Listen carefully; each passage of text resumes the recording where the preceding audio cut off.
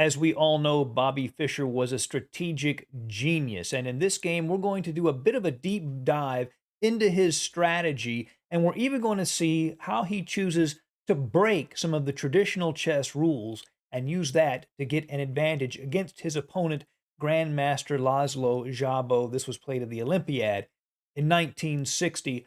Szabo has white, Fischer has black. Let us jump right in. D4 is the opening move from Grandmaster Szabo. Knight to f6, obviously trying to establish some control over e4.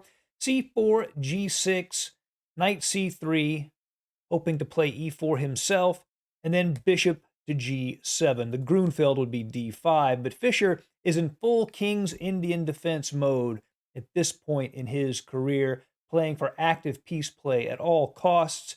Szabo goes ahead and plays e4, gains a large share of the center, and Fischer castles here. Now, this was something he did back then. He was sort of enticing the move e5, and there was a game where his opponent played e5, and it was a very sharp, brilliant win by Fischer. The most natural move is probably to just play knight to f3, keep things safe, and after d6, you're in a mainline King's Indian, but Szabo has a different idea. He plays the move bishop to g5, immediately putting pressure on the knight at f6. Now, this has a good side and a bad side for white. The bad side is it leaves the queen side not so well defended and the b2 pawn currently undefended. That may not look significant at the moment, but as the game goes on, it does become important. The upside is this a bishop on g5 makes it much harder for black to play the traditional idea of d6, e5, and we'll see why that is here in a second. Fischer does continue with d6, and in the King's Indian, Fischer is playing a dark square strategy. He's wanting to attack the dark squares in white's position, and particularly this pawn on d4 is sort of target number one. Queen to d2 is played by Szabo. That clears the way. Maybe he'll castle long, although that seems quite risky. But he also might try to exchange off dark square bishops on h6. Now, if Fischer played e5 here, this is what I was mentioning, then what white can do is just take on e5. After pawn takes, exchange queens, and after rook takes queen, knight to d5 is very, very strong for white, attacking the knight twice, which is pinned to the rook, and he's also attacking the c7 pawn. So if the rook were to come to, say, to d6 to try to defend the knight and relieve the pin, white can actually just take on c7, and this rook on a8 would be gone. So, and anytime in a King's Indian, white plays bishop to g5, black has to be prepared for that. So Fischer instead plays c5, trying to open the long diagonal by enticing this d pawn forward and increasing the pressure on this b2 pawn, which the bishop no longer defends. d5 is played, and in this position, black's next move is a necessity. If you ever find yourself in this position, you have to do this, basically, and that's e6. If you don't play that in this, what is now a Benoni structure, black will just get completely suffocated by white's space advantage. So this is a necessity. Bishop to d3 was played by Szabo. Fischer takes on d5, and here all three recaptures are playable. cd5 creates an asymmetrical structure with white has a pawn majority in the center, black on the queen side. ed5 creates a symmetrical Benoni structure, but Szabo ends up taking with the knight on d5. Now, this is one of the big rules violations, or principle violations, I should say, Fischer commits in this position, and it's true really of all of these Benoni structures. The bishop on g7 is technically black's bad bishop, and the reason is because these pawns on c5 and d6 are on the central squares. A bad bishop is defined as the bishop that is the same color as the central pawns of your position. However, it isn't bad in actuality. In fact, this bishop on g7 is black's strongest minor piece. It is the pride and joy of Bobby Fischer's position. However, this bishop on c8, which is technically the good bishop because no black pawns in the center block it, it's actually not such a great piece in a Benoni. Black is happy to get rid of that bishop. Sometimes if a knight is at f3, they'll play bishop g4, f3, just to get rid of this bishop. If you ever play the Benoni, this bishop is sort of in the way. It's hard to find a purpose for it. So what Fischer does is takes his good bishop, plays it to e6, happy to exchange it off for the knight. and even give white the bishop pair. He doesn't care. He wants his good bishop off of the board in this case. Knight to e2 is played by Jabot, and what does Fischer do? He takes the knight off of the board. And Jabot could take with either pawn. He decides to take with the e-pawn. So we have this symmetrical Benoni structure with the single open file. Fischer plays knight b to d7. Now, in this position, both the e4 and e5 squares are very, very important. If black at some point could play rook to e8 and move his knight to e4, that usually solves all of his problems. It opens up the long diagonal for the bishop. Maybe that knight gets traded off. It's usually very good. And also, Fischer's knight can move to e5, and this is a very nice square. The knight radiates a lot of power from that position. And after Jabot castles, that's exactly what Bobby Fischer does. He plays the knight to e5. He's threatening to exchange off the bishop at d3. That would get rid of white's bishop pair, and again, exchange a pair of pieces when you have less space. When you have less space, as you know, you want to exchange pieces.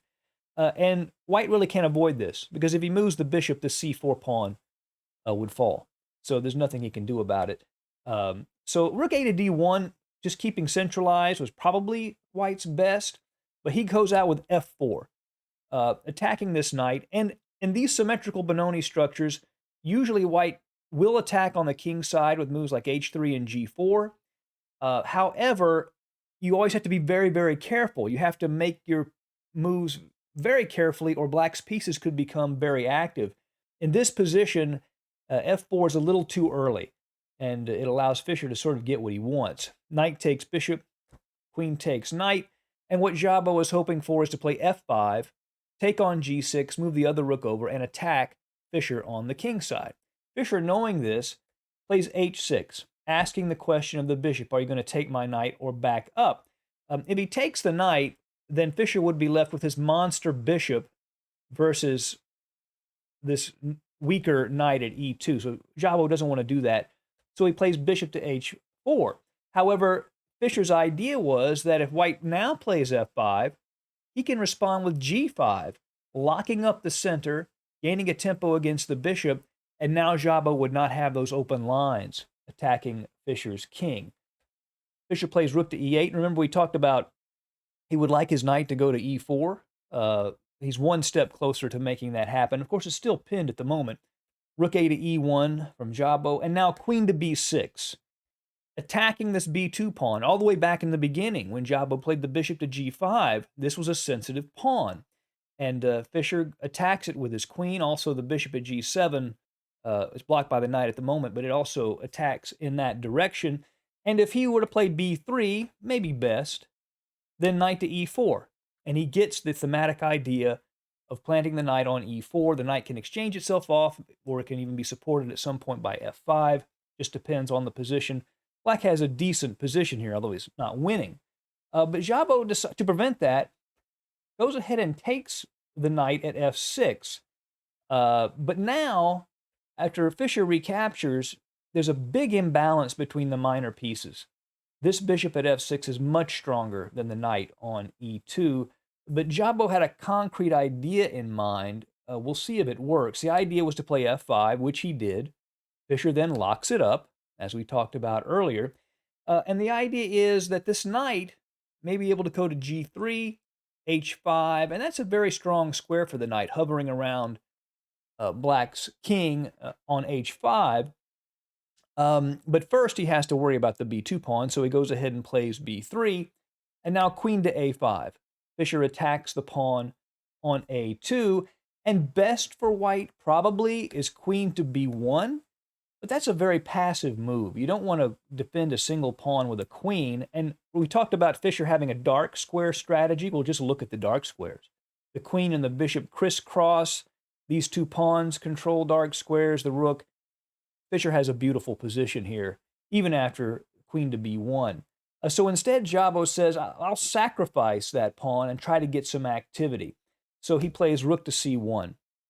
The idea is that after queen to a2, which Fischer played, he plays rook to c2. And he sort of has his attacking ideas figured out here. Fischer's queen will retreat. The knight can go to g3, h5. Maybe the rooks will double h4. He can get all kinds of pressure on Fischer's king. All well and good. Pretty nice at the cost of a pawn, except, of course, Fischer has seen a little deeper. And he prevents all of that with this concrete shot. Boom. Rook to e3. Counterattacking the queen instead of retreating his own queen. If rook takes queen, rook takes queen, this is a dominant position for black. He's attacking the b3 pawn after rook to b1, a5. He could play b6 later. The rook comes to e8. At some point, he could even play a4 to mess up white's pawns. Black is just much, much better here. So instead, he goes ahead and takes the rook himself. Queen takes c2. And now, Jabba would love to play this knight g3 idea. But Fischer's always one step ahead. If he does that here, I think you can see what Fischer's response would be.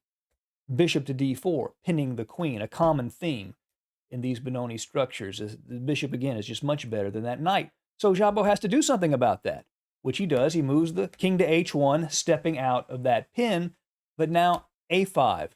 Fischer is creating further threats on the queen side.